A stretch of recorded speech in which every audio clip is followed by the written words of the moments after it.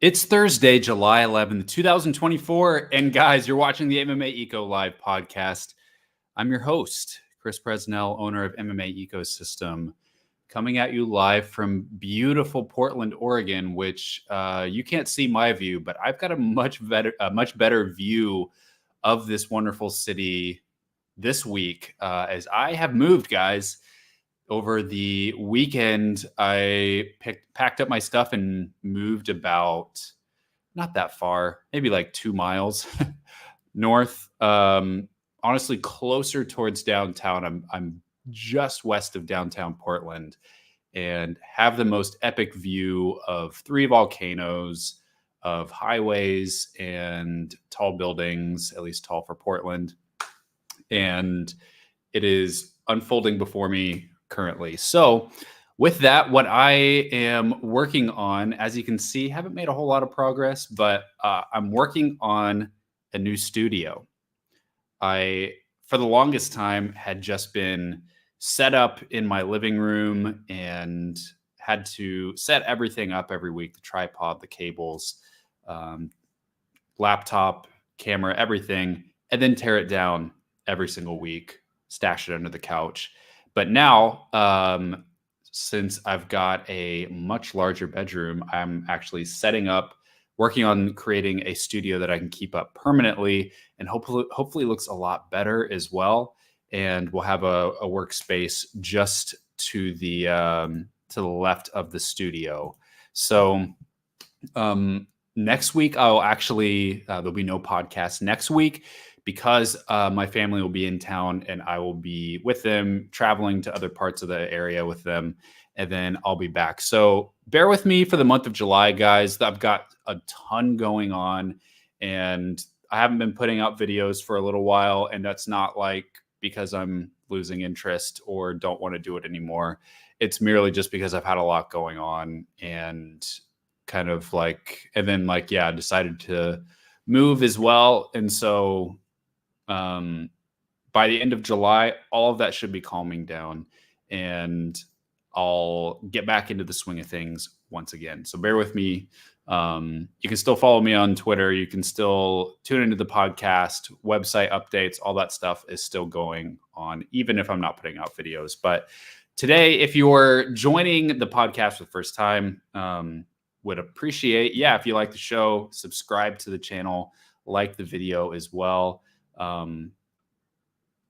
I do this every single Thursday, except for next Thursday, but I will be here, even if it's the only thing I'm posting. I'll be right here on Thursdays at 4 p.m.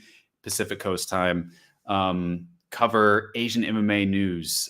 Personally, I've written for a couple different publications. I've worked as a manager. I work for Tapology and am slowly growing this MMA media business. And I emphasize slowly. Slowly is the key here. Because few want to take the time to grow things slowly, put down the roots, learn how to do things the old-fashioned way, and grow. Making a few mistakes along the way, but learning from them and getting better from it. I am sure we'll talk about it. I've honestly kind of been just a little bit more distance from social media this week.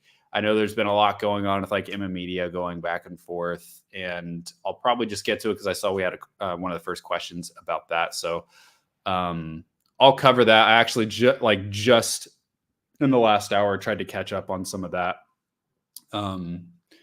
In a lot of ways, I'm just kind of like tired of those conversations and these things that keep happening each week, and so I don't always engage with them. But we've also got Black Combat versus WLF this weekend, and we've got UFC Denver this weekend. Aside from that, not a whole lot going on in the MMA, in the Asian MMA space. Overall, the month of July is a little bit of a slower month in terms of Asian MMA. I'm not really sure what the reason for that is, but this weekend, we've got one Pride going on in Indonesia. There's a men's atomweight title there. Shireen Tan of Singapore is going over to fight Angie Mondagi in the main event. We've got Shuto deep this weekend. Nothing like earth-shattering crazy that I'll go into. JCK has one of the top, I would say maybe one of the best events of the whole month on the 27th. They've got a lightweight title fight. They've got featherweight semifinals for their Bounty Challenge. They've got lightweight quarterfinals for that weight class of Bounty Challenge. Just basically a tournament, an 8-man tournament. And then at the end of the month, we've got Super Ryzen 3. So that's kind of what's coming at you in the month of July. And then, yeah, August, things start to get interesting. We got Road to UFC. We got some Asian fighters in Dana White's Contender Series, which should be really fun. I'm going to touch real quick on this UFC Denver card real quick. So before I get into Josh Van and Charles Johnson, I'll give a shameless plug to Fatima Klein, who is making her UFC debut this weekend on very short notice. Now, she was most likely just starting up a training camp for a September fight on Contender Series against Alexia Tainara of Brazil. And instead, this weekend, Jasmine Jasdavicius's original opponent, who I'm blanking on right now, but she dropped out, and Fatima Klein is going to be going up to flyweight for this fight, which she actually holds the CFFC flyweight championship. So she has fought there before, but she prefers to fight at strawweight, at least that's where she's fought so far. But why am I shouting out Fatima Klein? Well, because Fatima was the first couple interviews that I ever did were with Fatima Klein. It was about 3 years ago. I was just starting to get into this space and wanted to try to do some interviews. And I was just wanting to start with what was going on locally. So Invicta was going on in Kansas City where I was living. And so I just thought, I'll choose a fighter from this Invicta card that had just fought and try to get an interview with them. So Fatima had just made her pro debut. She was only 1-0 at the time. And she graciously agreed to an interview. And then later we did a video interview, which was my first video interview ever. So for that, I kind of always feel because she gave me that interview, I'm kind of try to push her a little bit with myself, or at least drop her news as well on my channel, even though it doesn't really fit with the Asian MMA thing. I do really appreciate that. And for someone to strike up an interview with someone that had never done it before, a lot of people wouldn't do that. So I appreciate that. Check out Fatima Klein this weekend, taking a big step up enormous step up, fighting Jasmine Jasdavicius, really good fighter out of Canada. I don't know that she's ranked right now, but she has been ranked at certain times. So should Fatima stay at flyweight, she would already, with a win, already be pretty much right there at the rankings. So pretty crazy to think about. We've always known that Fatima would be in the UFC, but how quickly that would happen, it kind of seemed like everything was happening right on schedule with these fights, Invicta, and then fighting for CFFC, fighting for a belt, and then eventually, I think she's 6-0 right now, fighting on Contender Series for her 7th pro fight. It's just kind of like a very typical career trajectory for a prospect. But I think if you're going to call someone up on short notice for that weight class, it's got to be Fatima. So congrats to her and best of luck. Also on that card this weekend, we've got Joshua Van fighting Charles Energy Johnson. And Joshua Van is talking about prospects that people have been high on for a long time. Joshua Van has been one of those guys, although I think he's slowly starting to shed that prospect label, because he's now in the UFC. He's had a couple fights, and he is very quickly approaching ranked competition. In fact, he was supposed to fight ranked fighters earlier this year. He was supposed to fight Sumu Darji, who I don't think is ranked anymore. He was supposed to fight Tagir Ulanbekov. He was supposed to fight Tatsuro Taira at one point. So the UFC, even scheduling him against opponents like that, really shows you that they really believe in Josh Van and want to see if he can just, punch his way into the rankings. But I like this those fights.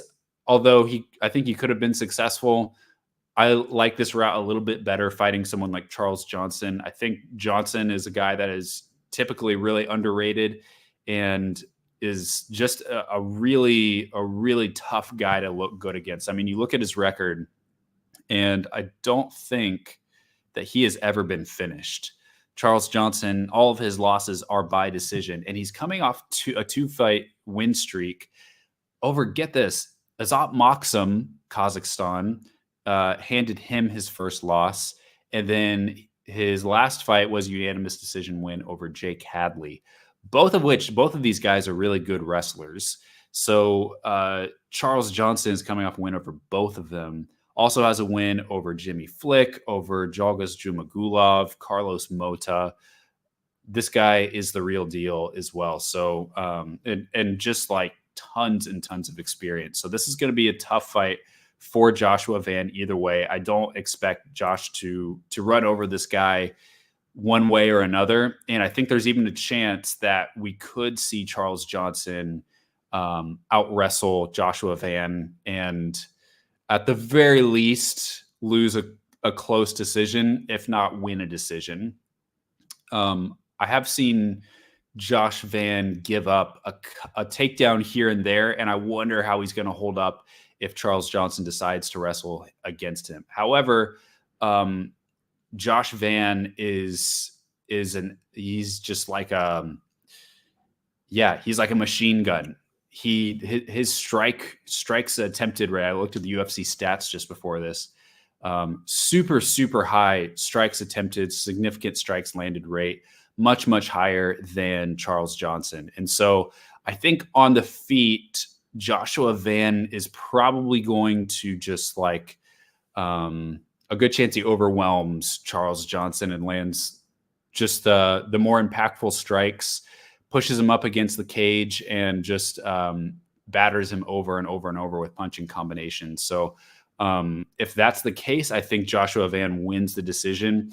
It's really hard for me to choose who wins this. The fight was booked on semi-short notice, but I don't know. It's like my gut honestly tells me to choose Charles Johnson just because his wrestling is so good. He's so underrated, and he's a big step up than what Joshua Van has competed at before. Van is a great fighter, but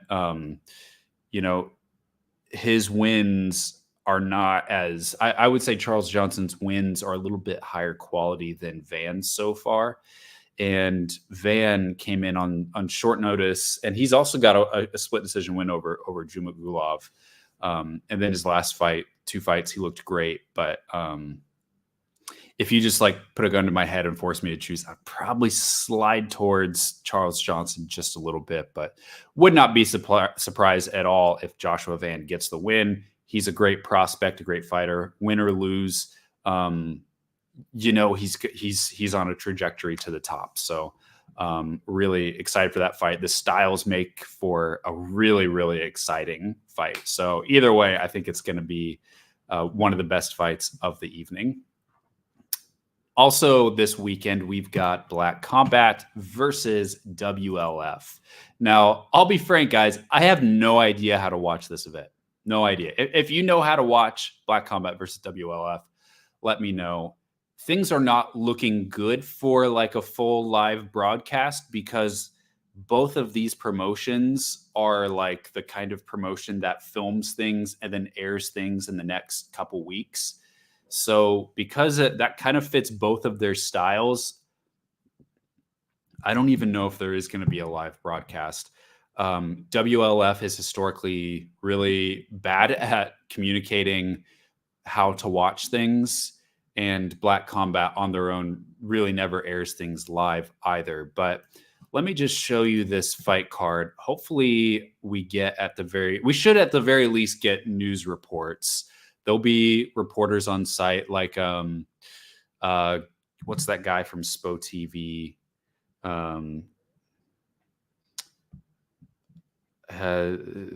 Gyo something. I feel like I really need to get this because he's a great Korean reporter with Spo TV.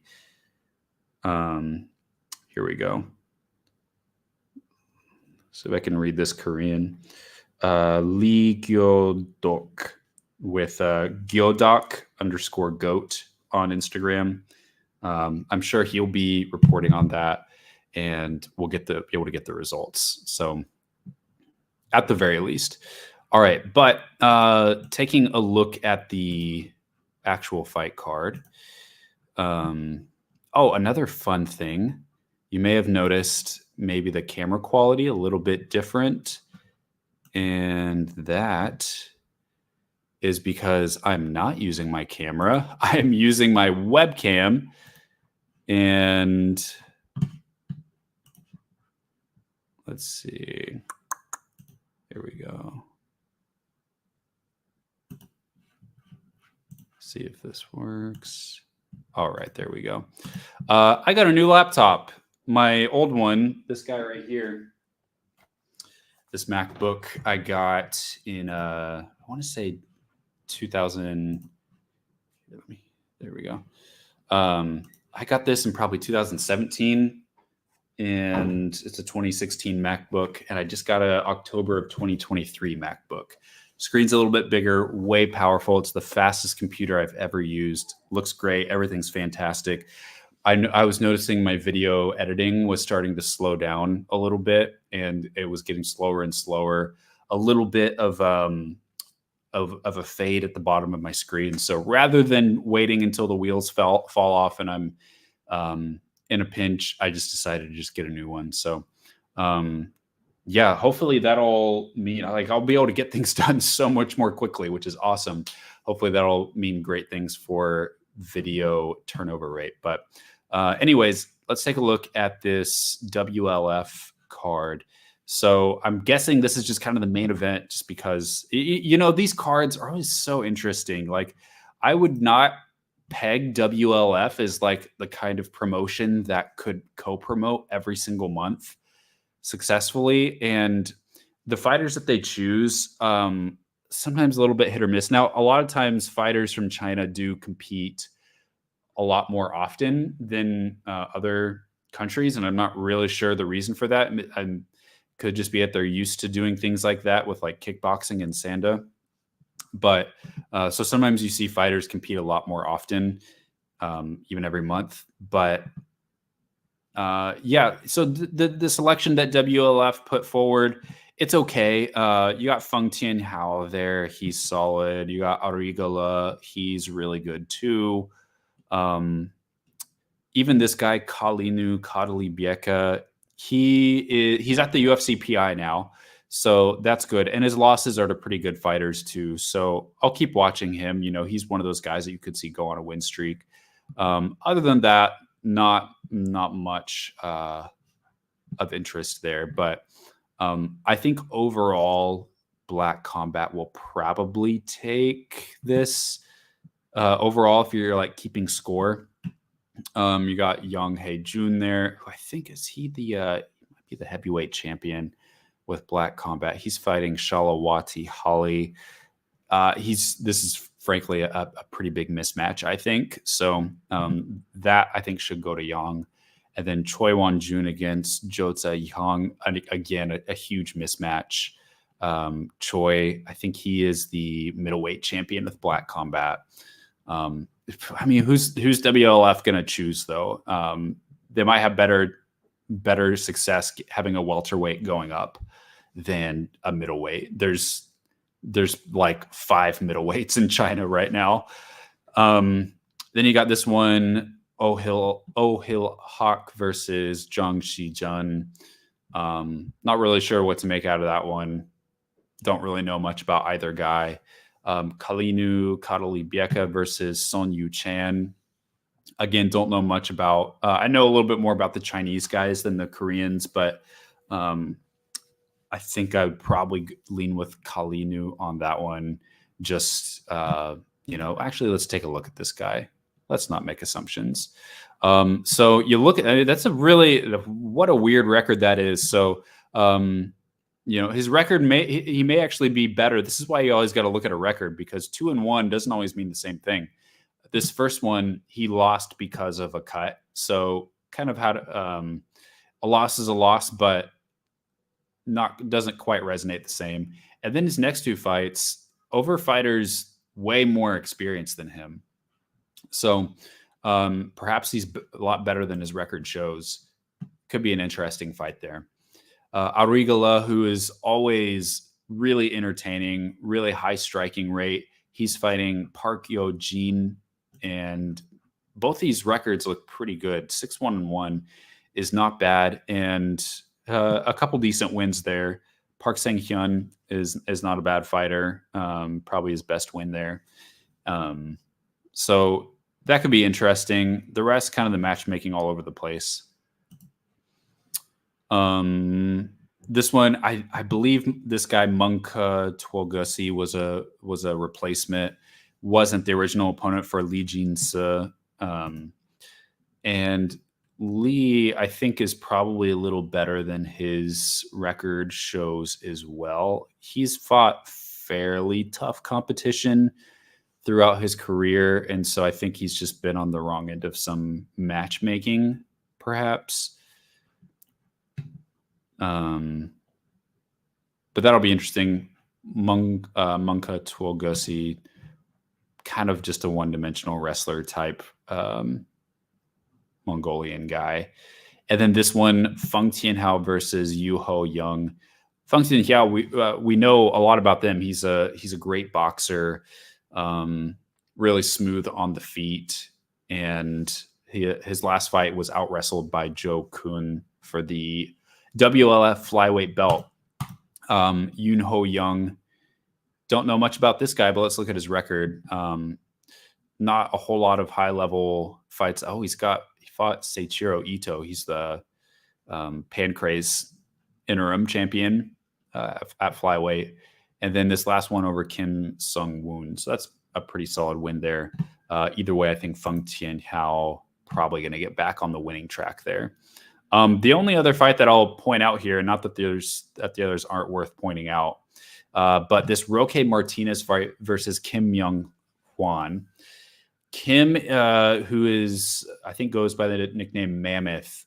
This is a really big fight, heavyweight fight for Asia. Roque Martinez, he's fought in UFC, he's fought in Ryzen, really experienced kind of guy, a little bit older. And Kim Myung Hwan, one of the top, I would say, like, if you're just going to like rank them, top ranked heavyweights out of Asia right now.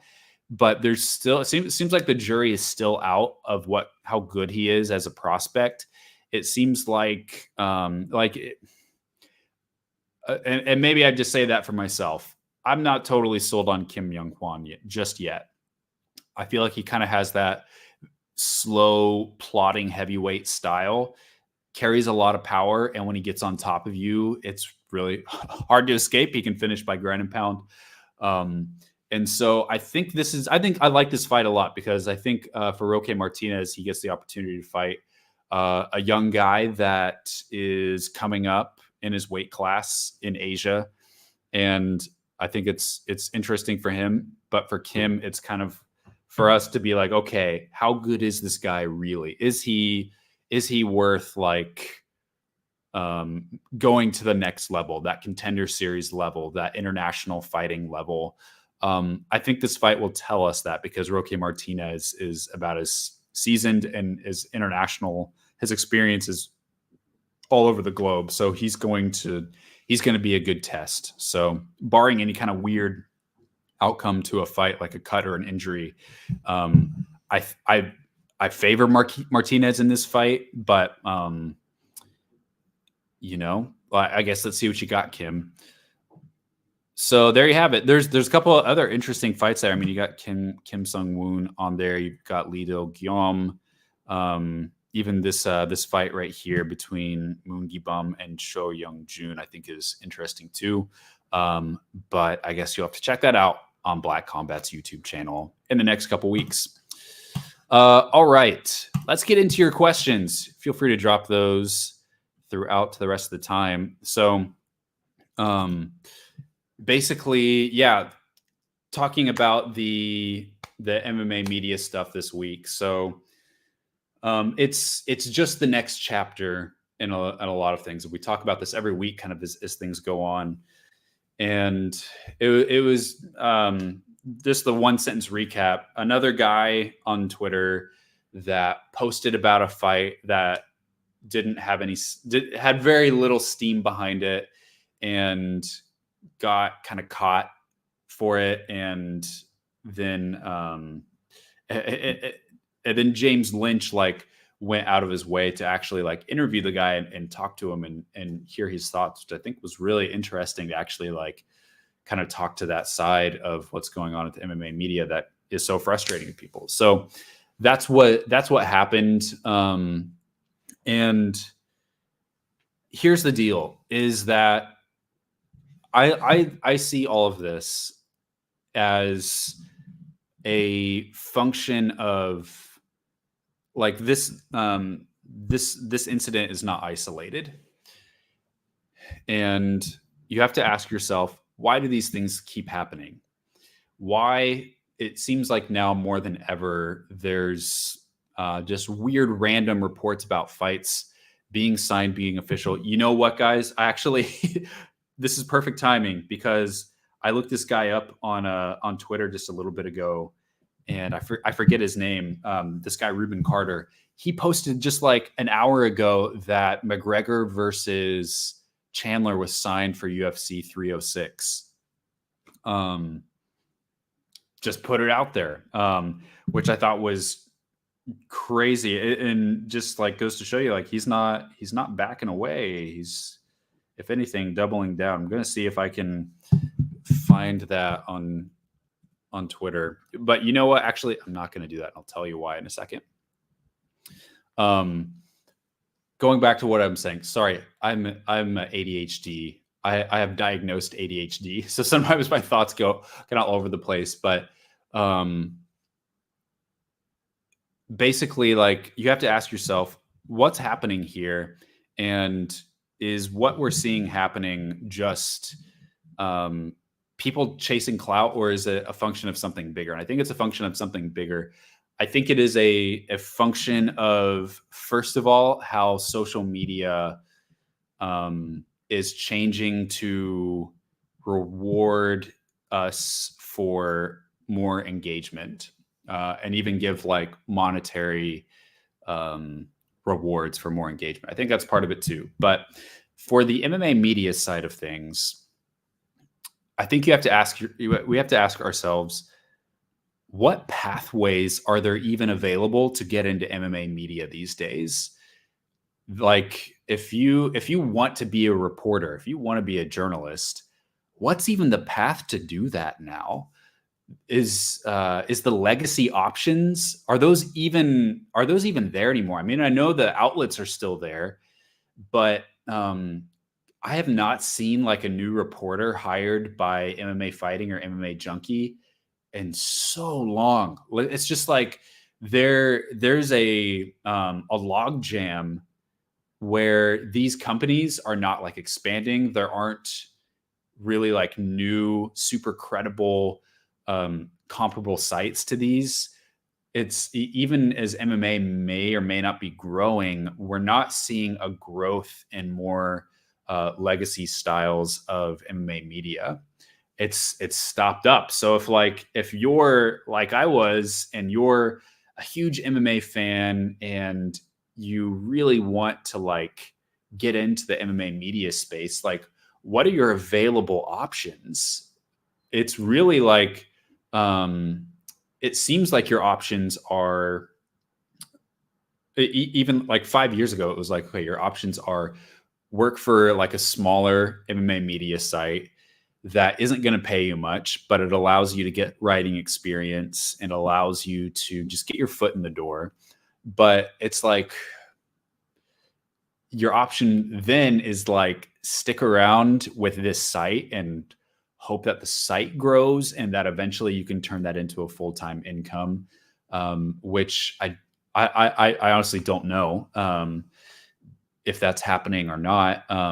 Those sites do a lot of great work. They're owned by really solid people, you know, your MMA Suckas, my MMA News, things like that.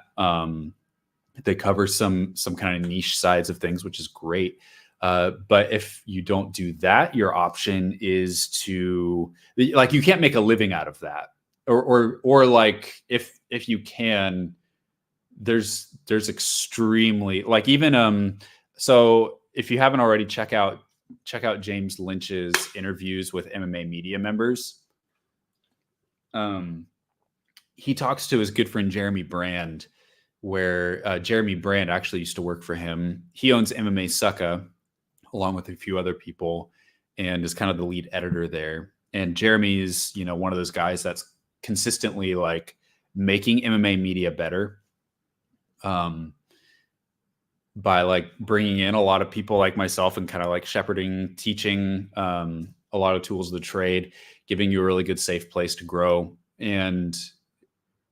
But like, I'm just wondering, like, are those sites eventually going to be able to provide full-time incomes for people? I don't know. I don't know the answer to that. So if that's not your option, then what are your options? Your options are pretty much like, if you're not going to join something else, your option is to start your own thing. If that's a YouTube channel, if that's a Instagram page, or like me, like I've started a YouTube channel, I've started a website. Those are really your only options, is to start your own thing. When you start your own thing, and you're not immediately accountable in the sense of like working for an MMA Sucka, you're accountable to your editor and then your lead editor. So, and then above that, like the owners of the site. So like, you may be like, if you get news wrong, you're still accountable to the whole community, but you're not literally going to lose your job because you just work for yourself. So yes. So those are your options. You don't have a lot of options. You're not embedded in this community that is able to shape you and grow you. So like, in a lot of ways, I look at this in a very structural sense, fully acknowledging that people have to take accountability for their actions as well. But it's like, when there just aren't options available, there's not a pathway to get into MMA media, and everyone's just every man for himself. Like, it's the consequence that happens. And, so let me make sure I actually get to your question. Has MMA journalism turned into clout chasing? No, it hasn't. And it because the real journalists don't do that. And I'll take another moment to like remind us all, like, MMA media, for the most part, I actually feel like there's a lot of good going on, and it's very like limited, and it's not necessarily growing in a lot of like the legacy ways, but there's still like the people that are working and, putting out great content every week. I mean, guys, like, I have like 10% of the time that I wish I had to consume all of the amazing content put out there by analysts, journalists, media members, all the interviews that I don't listen to every single week. Like, there's so much good out there. And I've said this before, I'll say it a million times. Like, I've tried to just like draw a small box around what I know that I really like and what I know really benefits me and interests me. And I just stay in that box and I don't leave it that often. When I see other media members out there, or aspiring media members out there, doing things like this, making these massive mistakes, my response is simple. If they're copying content, then I'll just block. If they, if they're putting out a lot of false reports out there, that I just don't follow, and I move on with my day, and I don't think about it too much. I don't let it get under my skin. I just stay in my own little box and enjoy the content that I really like, because there are so many good journalists out there. There are really good podcasts and YouTube channels and everything you could want to get into. There's so many different angles that the sport is being covered, and these people will like drop into the space and it'll generate a lot of headlines and there'll be reaction videos and things like that. But like what's actually going on in the broader sense of MMA media is so much bigger than that. And I think like you can have an alarmist mentality when you see this of like, wow, all of MMA media is going down the tube.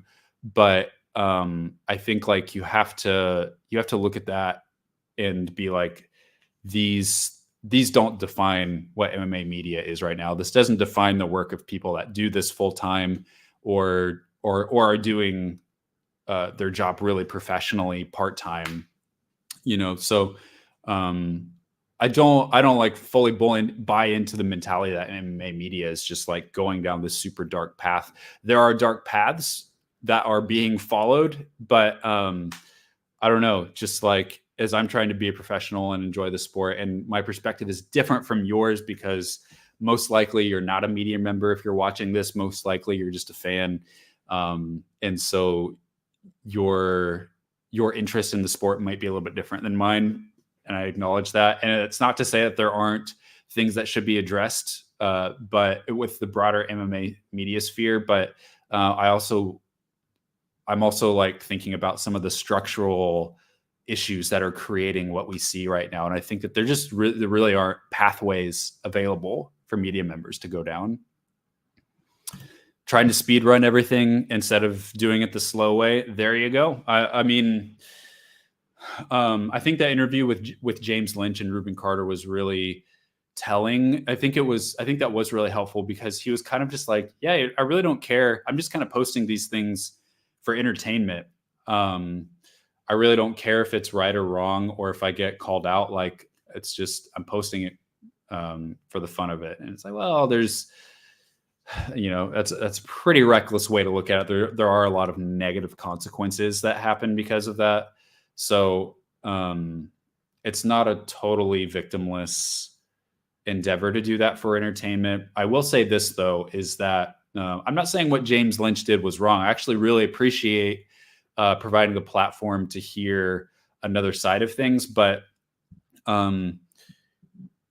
we also have to be careful not to amplify the voices of people that are getting under our skin in terms of false reporting, clout chasing, because what are you doing? You're essentially for people, if you're chasing clout, what do you want? You want attention.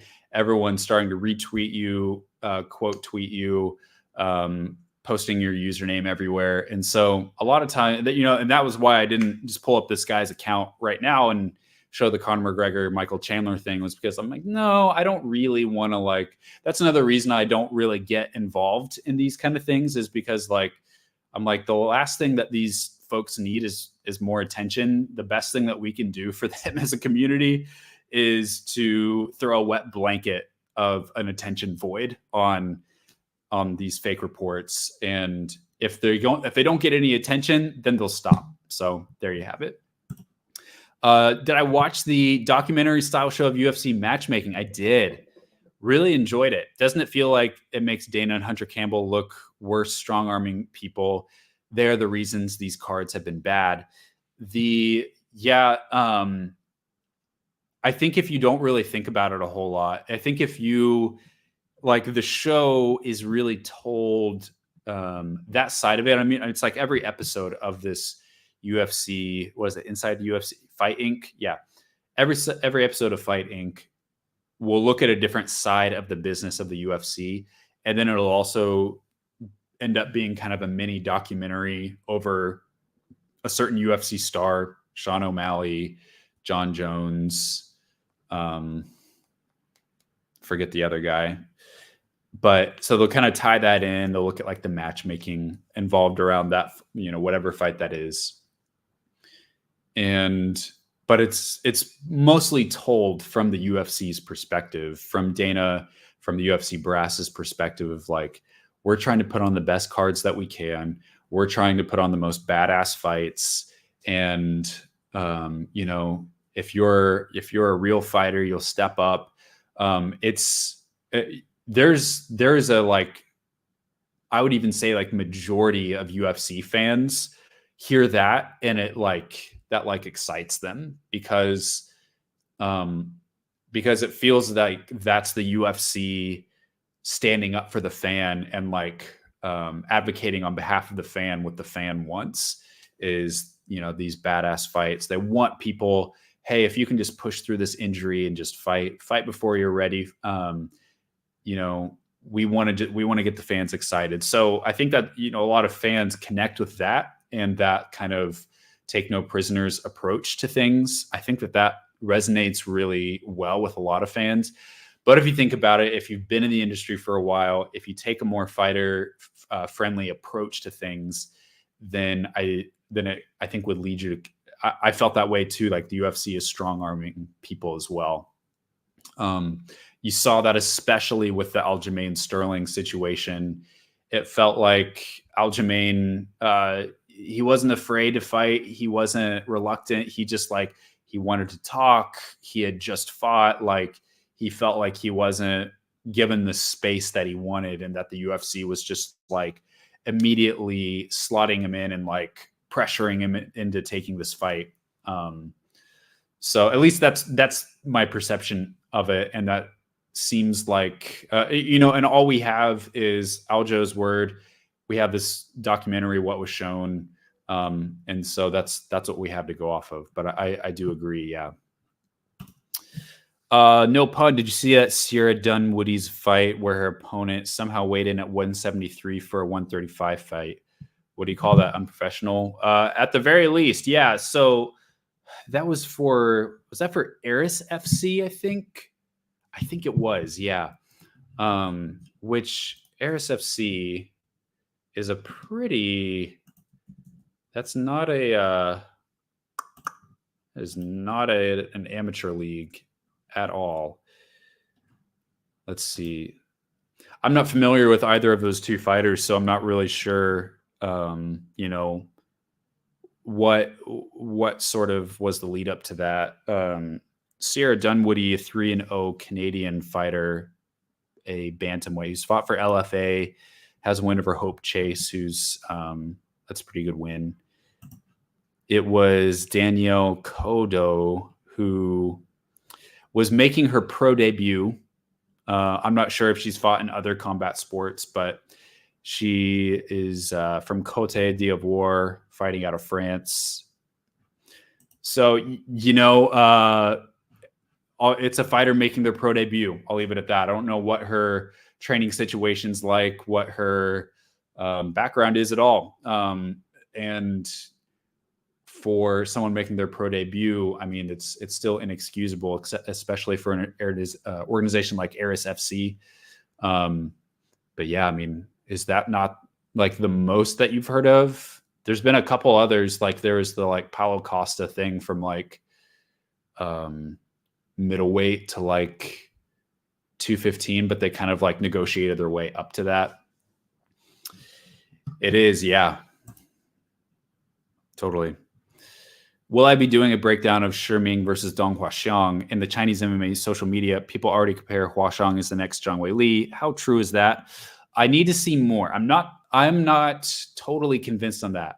I do think Dong Huaxiang is destined for the UFC, and there's a lot of really solid tools that she has that I think that she could be in the UFC and be successful. I'm not sure if she is UFC championship level or ranked level yet. She hasn't always fought the best of competition, which is not necessarily a fault of her own. She had a long layoff, and then she looked okay against Shiming, or against who was that, Priya Sharma. She looked okay. She wasn't super happy with that performance, she told me, but I think, you know, perhaps now that she's having another fight next month, shortly after her last one, maybe things will come together a little bit more. And I actually think that it's possible. Like, I kind of see Shiming and Priya Sharma in a little bit similar territory. I put Shiming a little bit ahead. I think her striking is better than Priya's, but both are like kind of wrestle focused fighters, both good wrestlers. So I think that probably Dong Huasheng will have a good fight, but I need to see more from Dong first. But the potential there's really good potential that there. She's got that. She does have. She's got that drive, and like she has. I think she's got good boxing. She's got good wrestling, and a lot of things are there for her to be successful. But yeah, just once the consistency's there, and she's really like dialed in to her goals, then I think that she's going to be successful in the UFC. As far as a breakdown, I haven't yet figured out my content coverage for Road to UFC semifinal round. And that's because there's a possibility. Well, my plan is to actually be in Las Vegas the week of semifinals. I don't know yet if I'm going to be there credentialed as media. Part of that is because the UFC has not yet announced Road to UFC yet, but I'm going to do everything I can to be credentialed. So if that's the case, I may dial back just a little bit on the pre-event coverage so that I can focus on being ready to be there. But so we'll see on that. I would love to do a breakdown for sure. What do I think of WLF pulling and replacing half the fighters in this weekend's Black Combat card? Apparently, this fighter changing behavior is a staple of Chinese MMA. Fighters go over to fight, and it's a completely different opponent, et cetera, et cetera. Unless you're aware of, I know there's been a couple fights that have fallen through where they've replaced fighters, but I think that was partially like visa and also like injury stuff too. But that was a couple weeks in advance. And you could even chalk that up as like these fighters are just too active, not able to get over injuries. But unless you're aware of something, and I'm not, of them sending some different fighters last minute, then I'll have to look into that. But as far as I know, most of the card is the same. I know Mungtaguosi is a replacement fighter, and I think there was another guy too that was supposed to fight that isn't. But two changes that I'm aware of. If you're the head of PFL, what changes would you make to make it better if you had complete power? Oh, great question. Everything is always so much easier in theory. But since I will never be the president of PFL, here's what I would do. First of all, I would combine the rosters as soon as possible and cut and get rid of Bellator. I would put all of your focus on the PFL brand. I would get rid of the season format. It doesn't mean that there aren't distinctive qualities that you can have about your product that make it stand out from the rest. But I think that the season format, we've had it now. PFL launched, what was that, 2017? So we've had PFL for 7 years.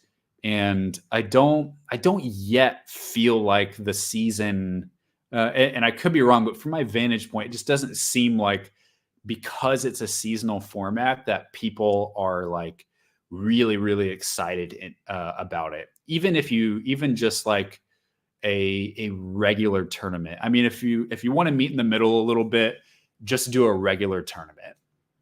I don't know if that there's anything wrong with that, as long as you have alternates, things like that, the typical tournament things. But I personally am not always a huge fan of tournaments in MMA when they stretch out over a long time.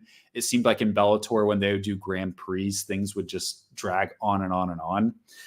And so, the UFC with Road to UFC, they have really, they don't want these to drag on. So they are condensing these in as short of a time as they can.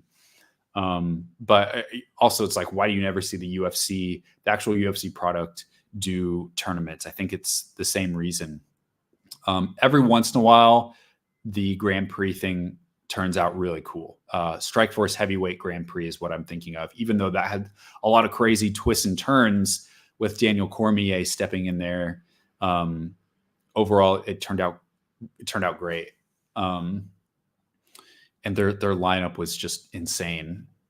So I would either get rid of the season format or meet in the middle and do a standard tournament. But honestly, what the PFL product needs right now is simplicity. They need clarity and they need the ability to build stars. The problem with the seasonal format is that people become a champion and then they do they lose the belt? Are they not the champion after that season? They're just last season's champion. I think that if they were to, it would dramatically help their ability to build stars, being able to have champions.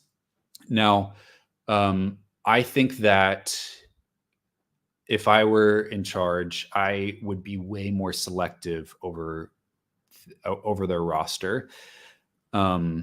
I am concerned that PFL is basically headed to become Bellator all over again. What I see PFL doing is a lot of similar things that Bellator did to build their brand. And that was basically like, so what was Bellator's strategy to build their roster? From the bottom up, top down. They would sign, and every once in a while they'd get a good prospect, but they would get a lot of fighters making, good wrestling standouts that they would build up, or they would sign like UFC cast-offs essentially, or fighters that, their contract didn't renew from the UFC. They're getting older. So, when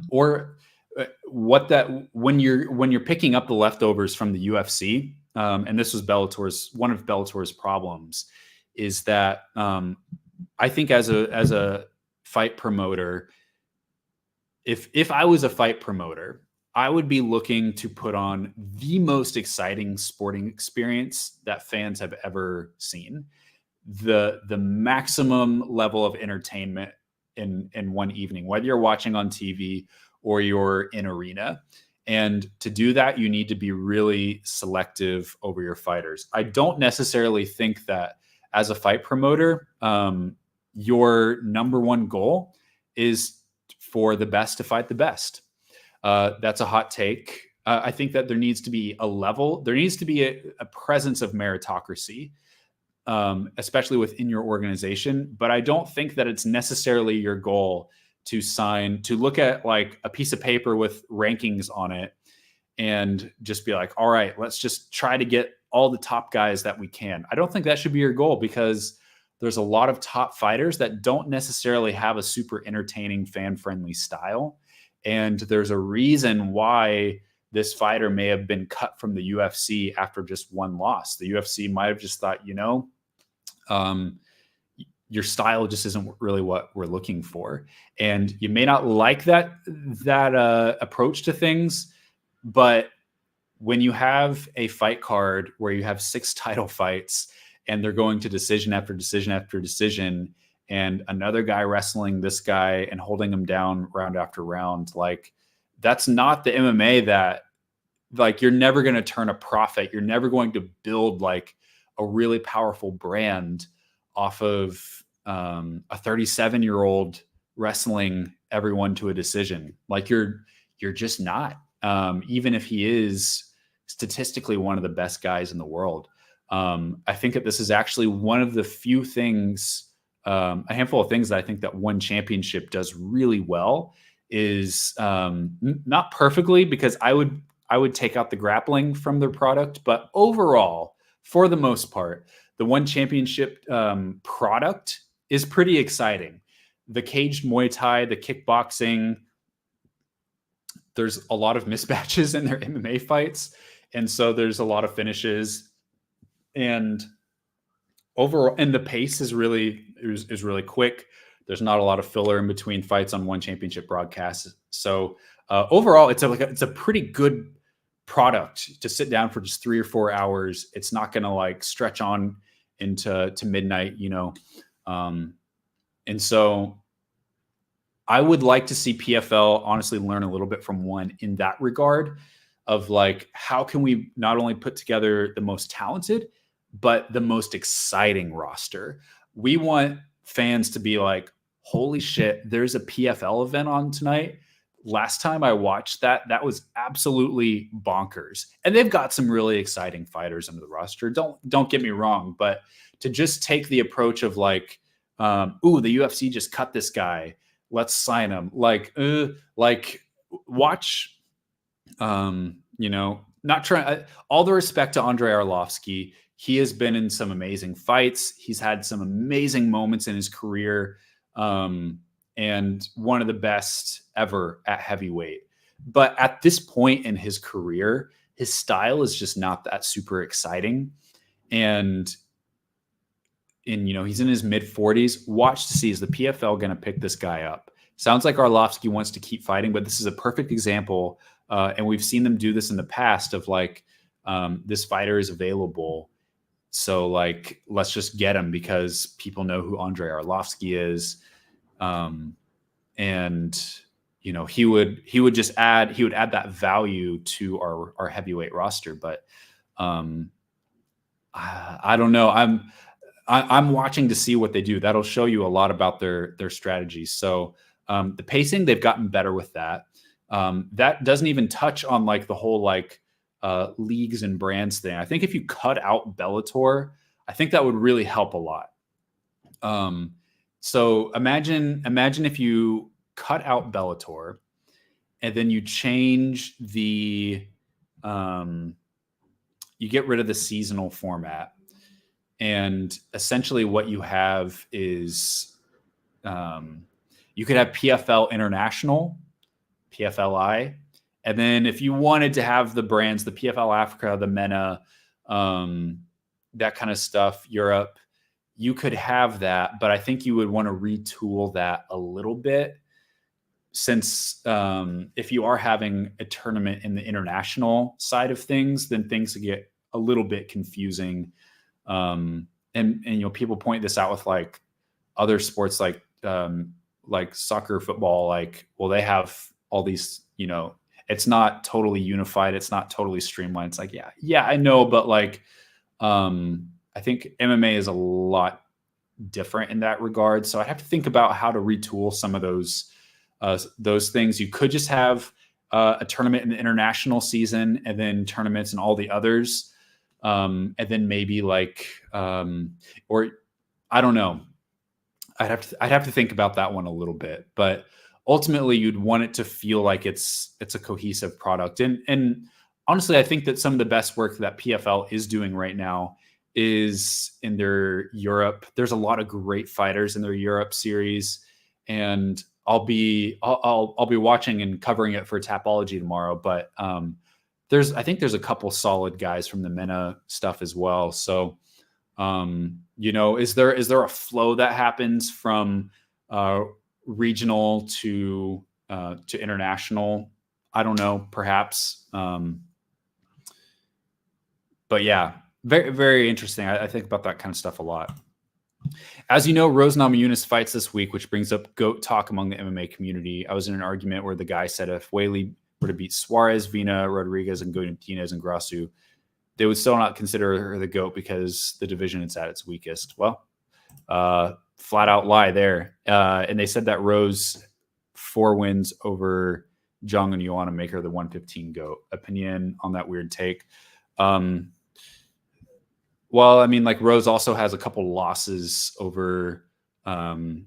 She's got a handful of losses at 115 as well, including against Andrade. Then you just start getting into the MMA math kind of thing, where it's like, okay, Weili beats Andrade beats Rose. Is that like, how does that work out? So I don't know. I like Rose at flyweight, even though she hasn't looked tremendous. She does have that win over Amanda Ribas, but and she did avenge that win over Jessica Andrade, albeit by split decision. But she's got a loss to Carla. Weili has a win over Carla. So you're getting into the MMA math kind of things, And once you do that, I feel like the recency has to play a little bit into it as well. I mean, you just have to realize that you're probably arguing with a Rose Namajunas fan, and you're not going to be able to win them over.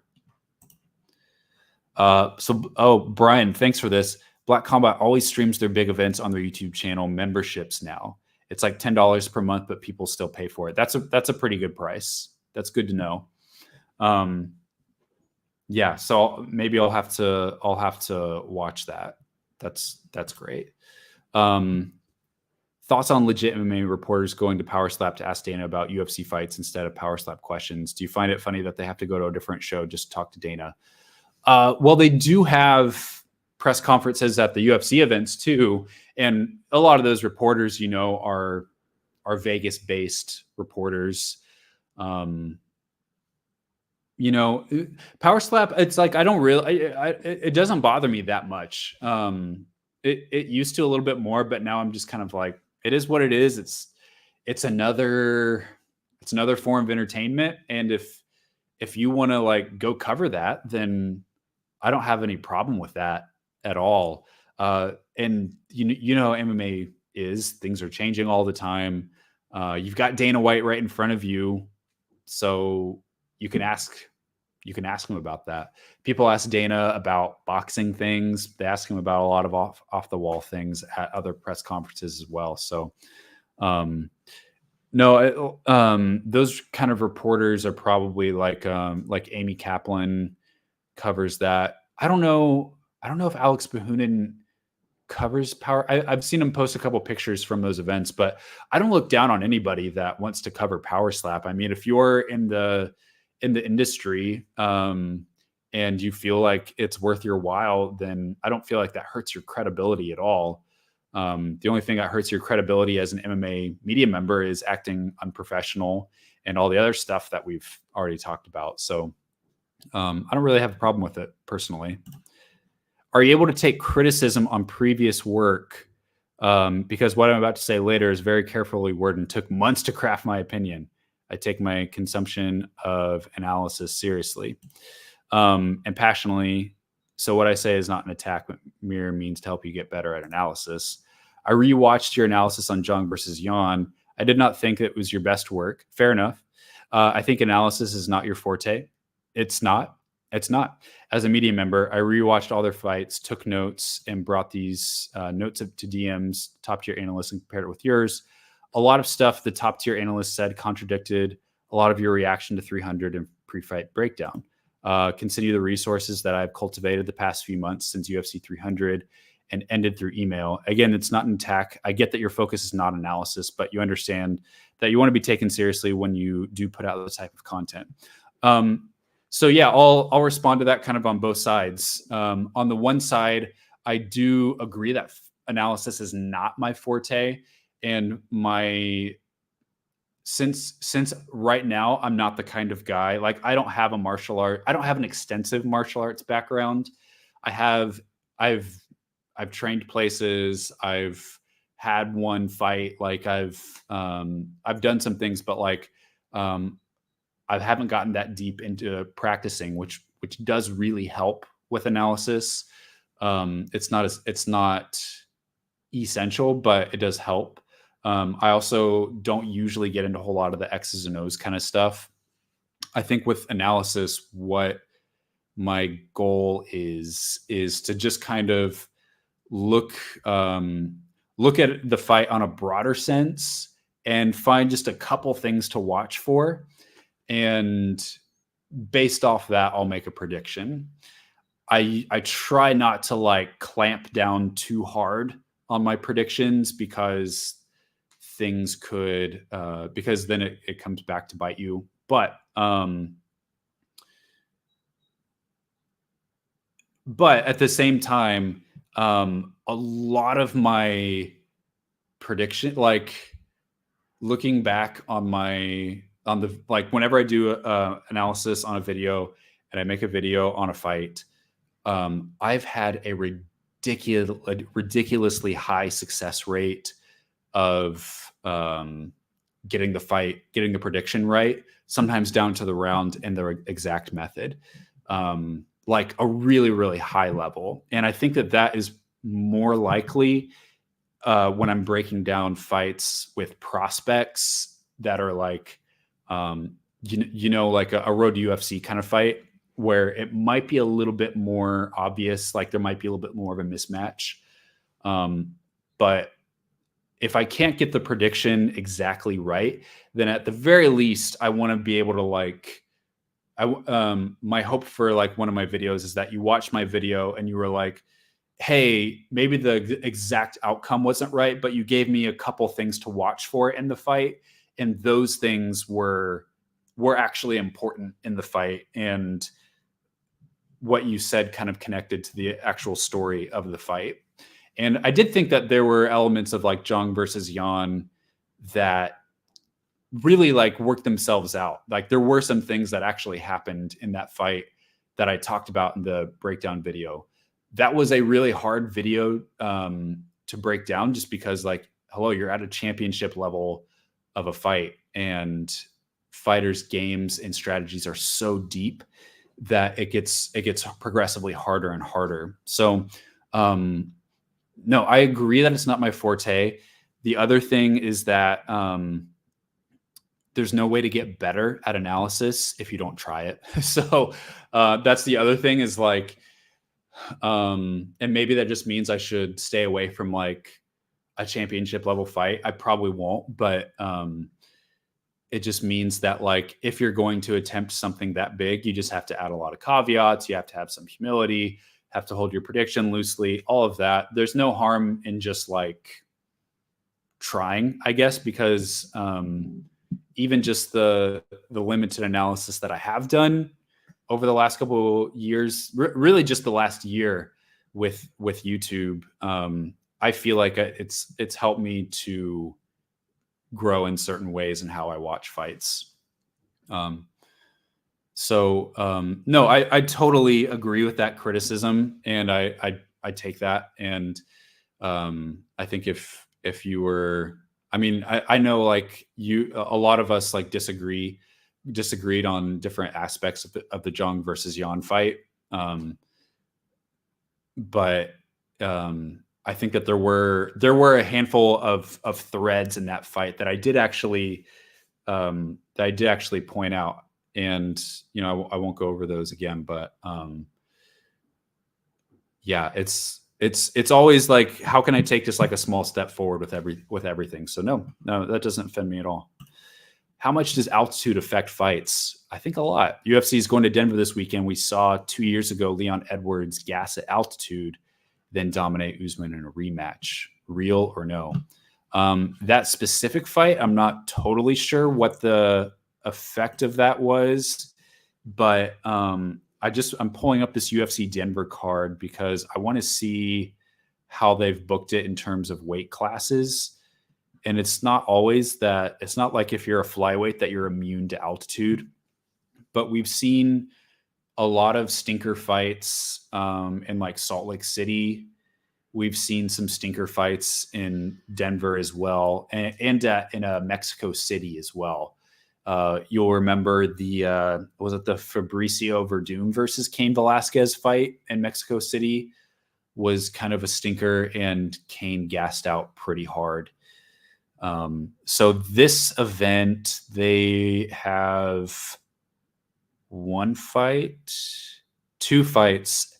There's 2 middleweight fights, and then everything else is lighter than that. So I think they wisely didn't book any light heavyweight or heavyweight fights for Denver.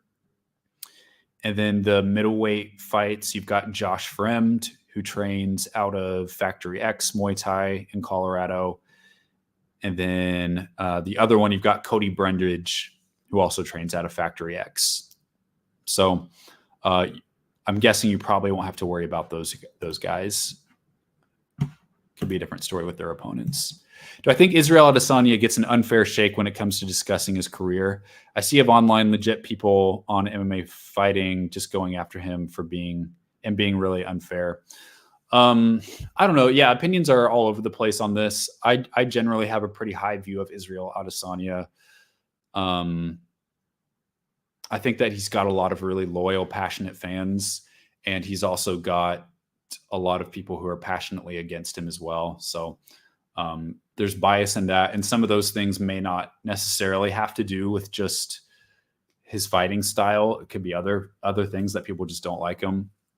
So in some ways, yeah, I think people get an unfair shake with that. But I mean, his last UFC win was a knockout over Alex Pereira, which was also Pereira's last loss. So that's really valuable. I think the Sean Strickland fight was a big one for him, of like probably a lot of people who really don't like Adesanya really like Sean Strickland, and that really was not Adesanya's best performance. And so I think that added some fuel to the fire. But I think real ones know and really respect his career. I mean, he was pretty dominant at middleweight for such a long time, and the division was starting to stall. And then you just got some new blood at the top there with Strickland, Duplessis, and Pereira. So it's hard to be dominant for a long time, but people forget that he has a really great career at middleweight. Why do I think MMA attracts irony, poison personalities that look to bring others down instead of people who focus on self-improvement? Talking about fans, content creators, and a certain extent fighters. Because it's a very blue collar kind of sport. It's two people punching each other. There's unless you're George St. Pierre and a handful of others, there's not a whole lot of just like class. There's not a whole lot of like really wealthy people. And I'm not talking on poor people there, but like think of like golf and tennis, these sports that have a little bit of like an elegance to them. It's like MMA is the opposite of that. It's a very rough sport that I think attracts a lot of blue collar kind of people. And then I think if you base things purely on social media interactions, you may get that as well. But MMA does have a very passionate fan base that engages on social media, but also a lot that don't, right? I mean, I think about all of my friends that I know of, like real life friends that like MMA, and none of them are active on social media. And they're all like really nice people. So it's hard to judge. You mentioned content creation. What is MMA content creation exactly? It is a name for people just looking for engagement. Is it MMA media? I'm really confused with that term. Like, is it podcasting about MMA, making animations about MMA? I really want to know if there's a difference between MMA media and content creation. So like if there's different circles, like content creation would be the broadest possible circle. Content create, or actually I would say there's maybe a circle wider than that. If you create a MMA social media account where all you're doing is reposting other news bits, you're literally just hitting retweet, or you're literally just like screenshotting a photo and posting it to Instagram. That'd probably be I don't even know what that word is. But so content creation, it's literally you just exactly what it says. You creating something and throwing it out into the internet. Writing, this includes writing. It's like, yeah, literally think of like the broadest possible circle. Writing, filming a video, even if you're taking someone else's photo, if you're editing it and adding your own spin or text to it and then posting it. So the literal broadest possible sense there.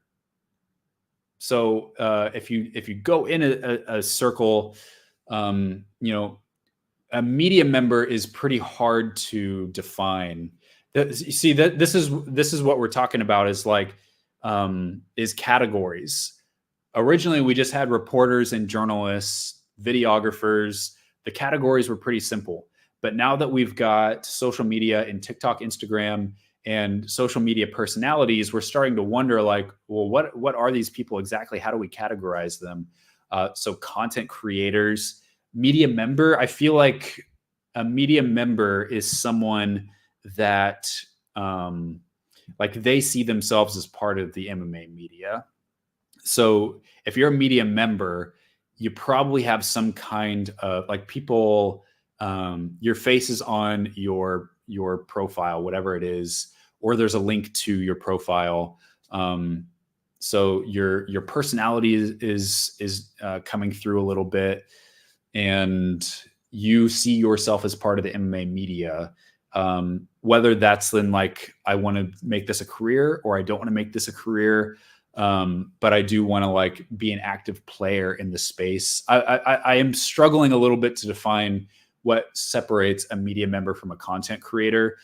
I would say that all media members are content creators, but maybe not all content creators are media members, because you could be a content creator and you could be working for someone else and you're literally just making graphics that are posted, whereas a media member, I think the difference is that there's a little bit more of a shape of who you are in the space rather than just like a faceless account that's just posting things. But if you're a media member, you're creating content. Even if you're just a writer, you're creating some kind of content. And real quick, I'll just touch on that again real quick.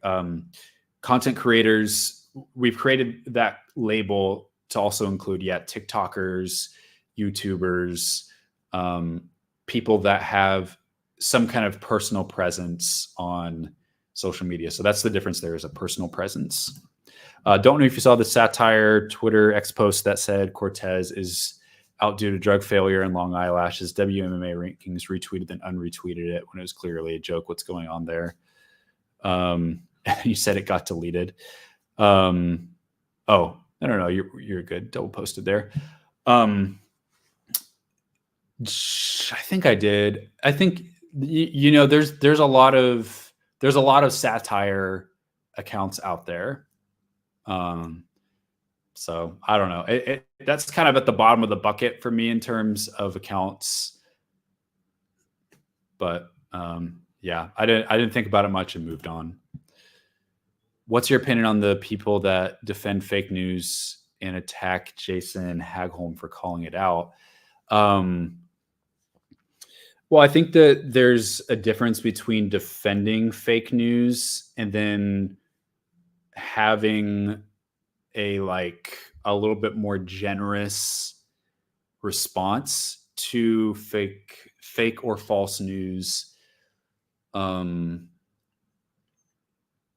If there's like a real element of repentance or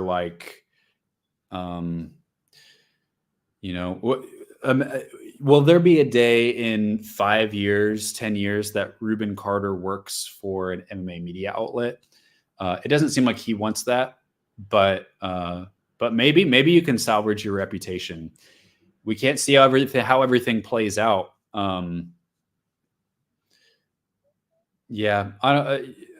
You guys know that I take a different approach to those kind of things than other people that are just, it just feels like a total waste of my energy to give to even like calling it out. I just don't have the energy for that.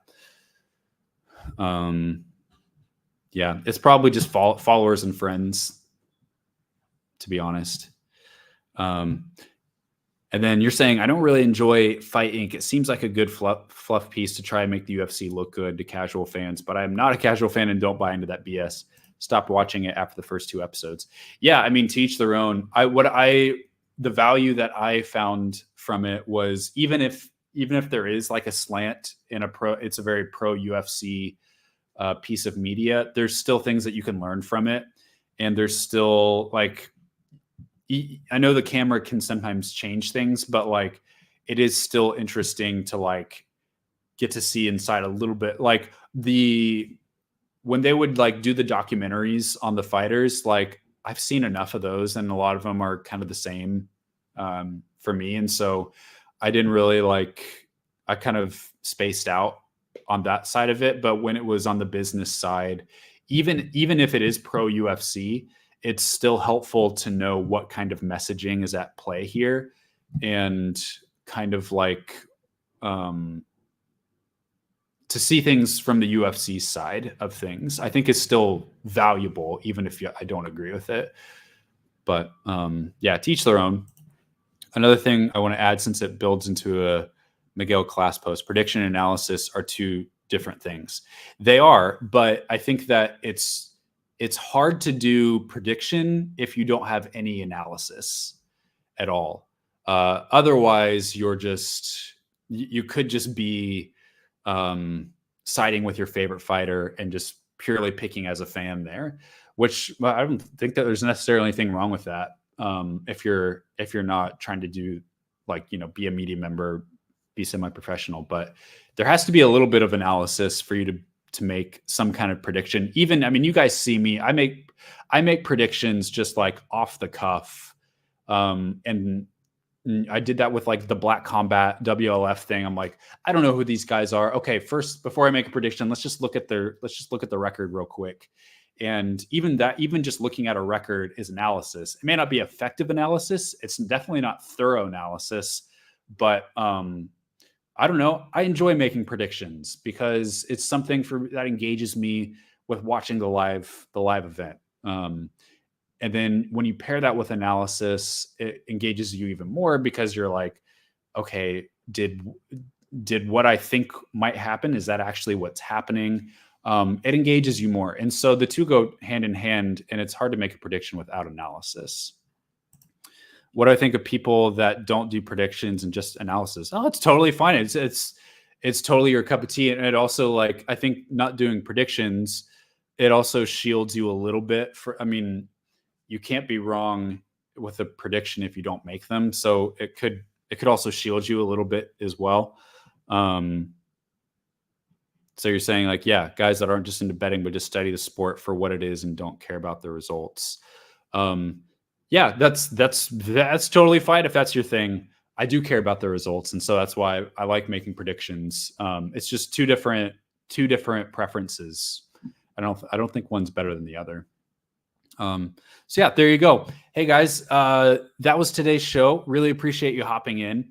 I loved going down those rabbit holes. Were really, really fun. Like I said, I won't be around next week because I'll be on family vacation for a whole solid week up in a little bit here in the Portland area, and then up in Washington State as well. So, but I'll be back at the end of the month, and hopefully we'll start to be able to put together a little bit cooler of a studio, be able to start putting out videos more, and a lot of really exciting things to come later this year. So there you have it. Enjoy the fights this weekend, and we'll see you in 2 weeks.